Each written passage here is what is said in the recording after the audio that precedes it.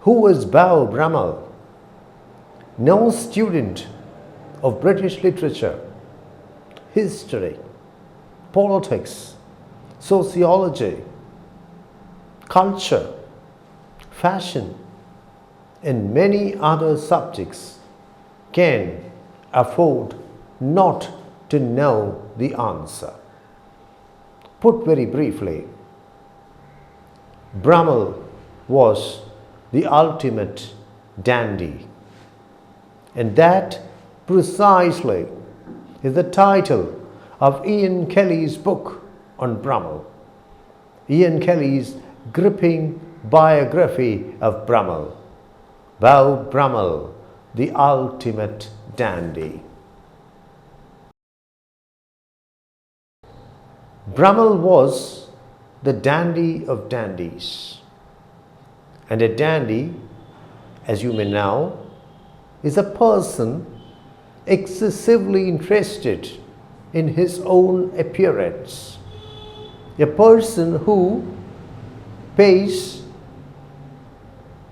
an unusual quantum of attention to his own appearance, to his clothes, and that in fact is also the meaning of the word Beau. George Bryan Brummell was born in 1778 and he breathed his last in 1840. He came from a middle-class background, but his ambitious father had ensured that he would read at Eton and at Oxford. At both Eton and Oxford, Brummell displayed his remarkable talents in the field of dandyism. He was meant for the army, but as someone put it, he meant himself for nothing. He joined the army, but resigned from the army shortly afterwards. He became a close friend of the Prince of Wales, who later became King George IV, and Brummell himself became King of British fashion. Though he was not really rich, Brummell spent extravagantly on his clothes. He advocated restraint. He advocated understatement. He advocated perfectly fitting garments. He advocated the impact of contrasting colors. He preferred full trousers to knee breeches, and his fans claimed that trousers were in fact invented by Brummell. His favorite costume was a dark blue coat, starched white shirt, and beige trousers. He claimed to spend 5 hours every day dressing himself, of course, with the help of a valet.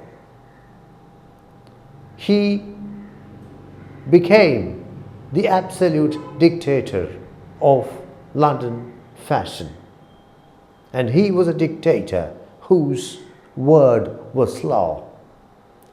However, the dictatorship was not destined to last very long.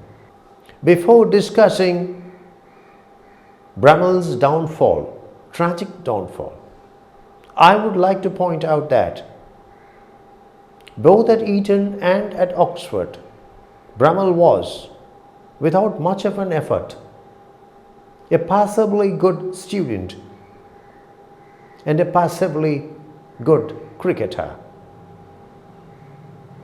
In later life, as a dandy, he developed a passion for collecting snuff boxes and books. He put together a modest but beautiful library. He was a brilliant wit. The statue of Brummell stands today at Jermyn Street at the entrance to Piccadilly Arcade in St. James's, London. I don't know whether the statue has been toppled in the recent riots.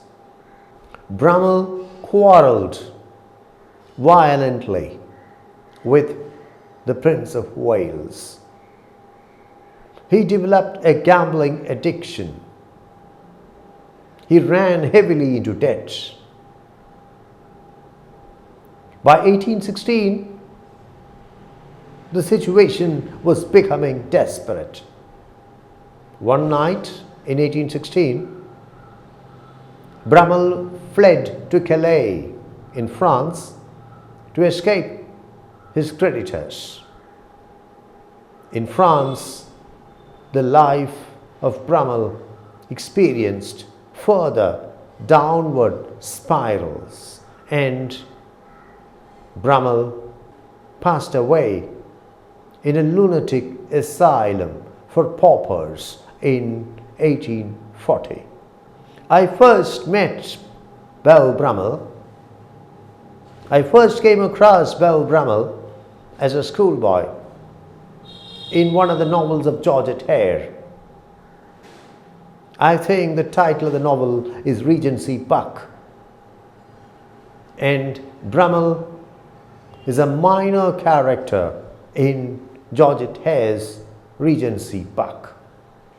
I became fascinated by him, utterly fascinated by him, and I remain fascinated by him to this day.